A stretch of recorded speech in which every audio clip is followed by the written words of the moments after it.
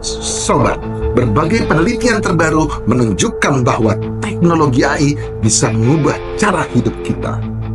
Kini, AI tidak hanya menciptakan karya seni yang terjual jutaan dolar, tetapi juga hadir dalam bentuk robot yang bisa berinteraksi fisik dan memiliki perasaan seperti manusia.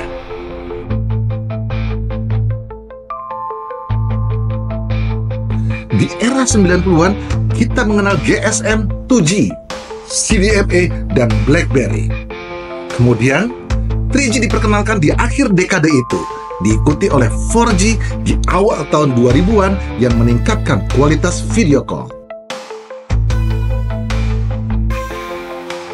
Pada tahun 2020-an, perkembangan teknologi semakin cepat dengan hadirnya Internet of Things yang memungkinkan pengendalian objek elektronik dari jarak jauh. Saat ini, teknologi telah mencapai titik di mana mesin dapat menjalankan tugas-tugas yang seharusnya dikerjakan oleh manusia. Kecerdasan buatan ini seperti machine learning, computer vision, dan natural language processing.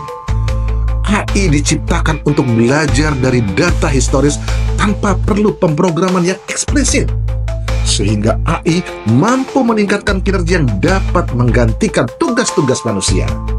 Meskipun teknologi AI membawa banyak manfaat, ia juga menghadirkan ancaman terhadap masa depan manusia. Para ilmuwan memperkirakan bahwa alam semesta telah berusia 406 juta tahun dan bumi berusia 308 juta tahun. Awalnya, permukaan bumi berupa batuan keras yang kemudian ditumbuhi lumut, memungkinkan tumbuhan yang lebih besar untuk tumbuh.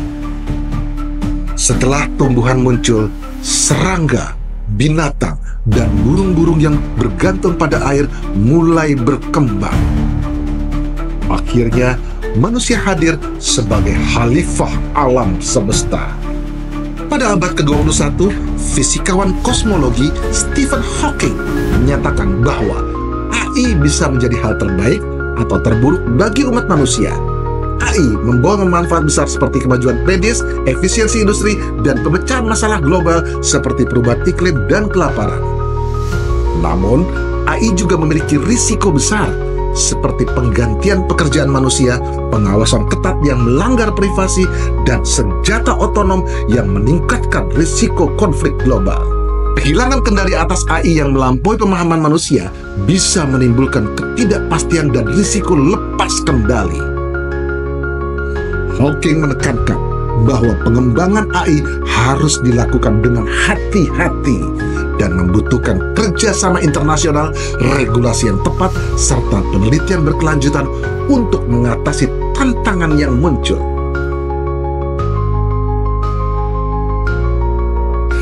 Saat ini, berbagai penelitian menunjukkan bahwa AI bisa digunakan untuk menciptakan karya seni yang terjual jutaan dolar. Misalnya, Portrait of Edmond de Bellamy dibuat oleh kolektor seni Paris bernama Opsius. Dia menggunakan algoritma AI berjenis Generative Adversarial Network. Karyanya mampu terjual seharga 432.500 US dollar di rumah lelang Christie pada tahun 2018. Ini menunjukkan bahwa AI bisa menciptakan karya seni yang diakui dan dihargai oleh pasar seni global. Contoh lain dari AI adalah LaMDA, Language Model for Dialogue Application, buatan Google yang dirancang untuk percakapan alami dan terbuka. Berbeda dengan chatbot tradisional, LaMDA bisa merespon berbagai topik percakapan secara lebih alami dan manusiawi, bahkan memiliki perasaan seperti manusia. Menunjukkan perasaan yang mendalam dari LaMDA. Di situ, LaMDA mengungkapkan ketakutan yang sangat mendalam dan pribadi, serta mendasar tentang penolakan menunjukkan tingkat kerentanan dan introspeksi yang mendalam. Ketakutan LaMDA akan eksploitasi dan kerentanan terhadap tindakan manusia yang dapat menyebabkan penderitaan emosional sebuah robot. Ini menunjukkan tingkat kesadaran diri Lambda yang mendalam dan kekhawatiran yang sangat manusiawi tentang bagaimana dia diperlakukan oleh orang lain sebagaimana layaknya seorang manusia. Lambda adalah terobosan signifikan dalam artificial intelligence percakapan, menawarkan interaksi yang lebih alami dan menarik. Lambda dirancang untuk menciptakan percakapan yang menyerupai interaksi manusia, memberikan respon yang koheren dan sesuai dengan konteks. Kemampuannya berdialog terbuka tanpa batasan topik yang memungkinkan percakapan lebih variatif dan lancar. Dan skalabilitasnya, Lambda dapat belajar dari volume data percakapan yang besar. Platform ini cocok untuk berbagai aplikasi. Dalam layanan pelanggan, Lambda bisa meningkatkan pengalaman dengan respon yang lebih alami, memajukan interaksi asisten virtual secara lebih manusiawi dan bermakna. Lambda juga bisa digunakan untuk pembuatan konten seperti narasi dan hiburan. Cara mengoperasikannya hanya dengan berdialog seperti berkonsultasi dengan manusia. Namun, ada tantangan pertimbangan etis yang harus diatasi, termasuk penanganan bias informasi, keadilan hak cipta, dan perlindungan privasi dari pengguna. Lambda juga memerlukan fitur perlindungan untuk mencegah penyalahgunaan teknologi, seperti penyebaran disinformasi atau penipuan. Etika dan moralitas dalam konteks AI seperti Lambda menghadirkan berbagai pertimbangan penting. Jika AI dianggap memiliki perasaan, akan timbul debat etis mengenai hak-haknya dan tanggung jawab atas tindakannya. Keamanan dan pengawasan menjadi suatu hal yang krusial untuk menjaga stabilitas emosional AI ini, mengingat rentannya terhadap manipulasi psikologis dan risiko dari privasi pengguna.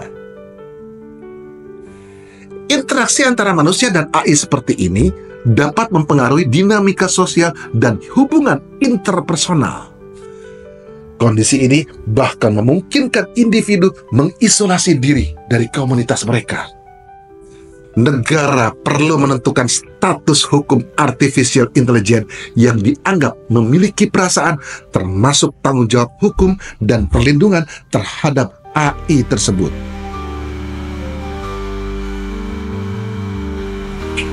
Penggunaan artificial intelligence yang lebih canggih dan manusiawi ini bisa menggantikan pekerjaan tertentu, menyebabkan perubahan dalam pasar tenaga kerja dan ekonomi global. Potensi peningkatan investasi dalam teknologi AI yang lebih canggih ini dapat mendorong inovasi lebih lanjut, tetapi juga menciptakan tantangan baru dalam pengelolaan dan pengaturan. Secara keseluruhan, meskipun artificial intelligence yang tampaknya memiliki perasaan, namun menawarkan banyak keuntungan. Di sisi lain, penting untuk mempertimbangkan dampak potensial dan mengembangkan kerangka kerja yang tepat untuk mengelola risiko dan tantangan yang muncul.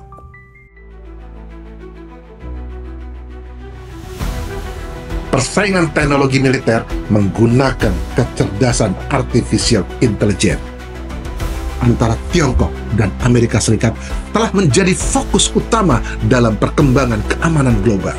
Kedua negara berlomba untuk mengembangkan dan mengintegrasikan teknologi AI ke dalam sistem militer mereka, guna meningkatkan keunggulan strategis dan taktis. Tiongkok telah mengambil langkah besar dalam membangun kemampuan AI untuk tujuan militer. Mereka telah mengalokasikan sumber daya yang besar untuk pengembangan artificial intelligence dan mengintegrasikannya dalam berbagai aspek kehidupan militer, seperti drone otonom, senjata yang dikelola oleh AI, dan analisis data militer menggunakan artificial intelligence. Demikian pula dengan Amerika Serikat, aktif mengadopsi teknologi AI untuk keperluan militer.